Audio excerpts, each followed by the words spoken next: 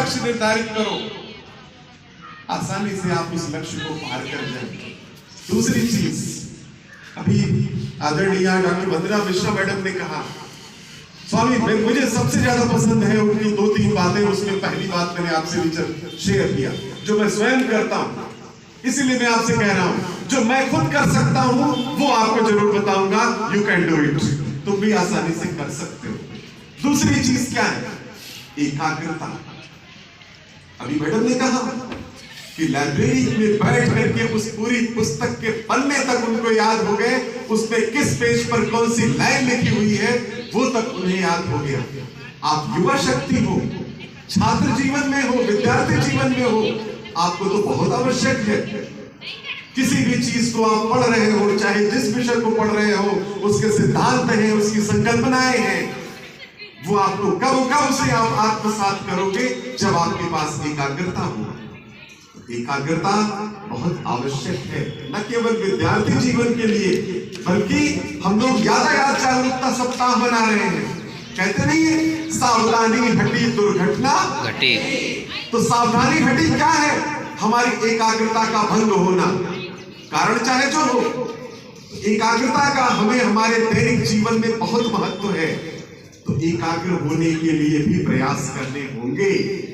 तीसरी और सबसे महत्वपूर्ण बात, जिसको करके मैं अपनी वाणी को विराम दूंगा, जो बहुत जरूरी है आज के समसामयिक परिप्रेक्ष्य, वही 1893 का शिकागो सर्वधर्म सम्मेलन, जहां पर स्वामी विवेकानंद जी गए थे। उनके वस्त्र के बारे में भी अभी चर्चा हुई।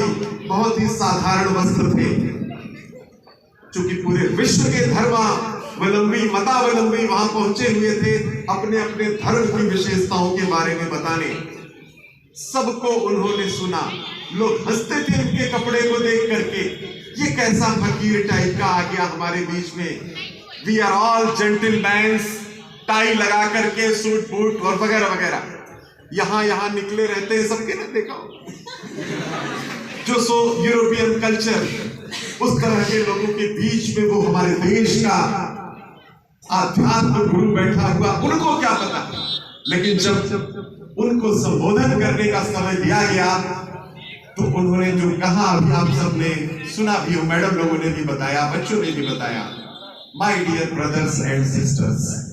ये बहुत बड़ी बात थी अपने में, इसके बारे में आप समझ चुके होंगे। उन्होंने इसी वाक्यांश में संदेश दे दिया कि पूरे ग्लोब पर, अर्थात पूरे धरती पर भारत ही एक ऐसा देश है जो विश्व के सारे लोगों को अपने भाई और बहन, अर्थात अपने परिवार की तरह से ट्रीट करता है, और वसुधैव कुटुंबकम की भावना को वो सच्चे अर्थों में चरितार्थ करता है। और आगे जो उनके उद्बोधन के कुछ ऐसे अंश हैं जिनसे हमको सीख लेने की आज आवश्यकता है।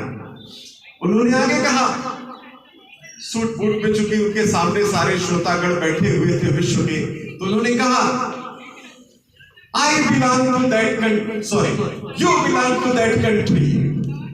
ध्यान से सुनिएगा बच्चों, बहुत गूढ़ बात है इसमें, बहुत गूढ़ बात है। You belong to that country where the tailor makes personality, but I belong to that country where the character makes personality. बहुत सही।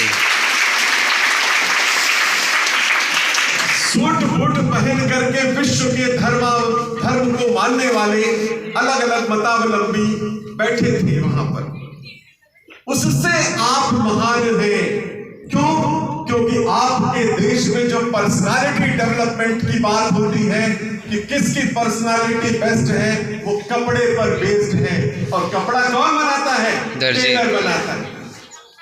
लेकिन हम उस देश के हैं, मैं उस देश को बिलोंग करता हूं, उस देश का निवासी हूं, जहां पर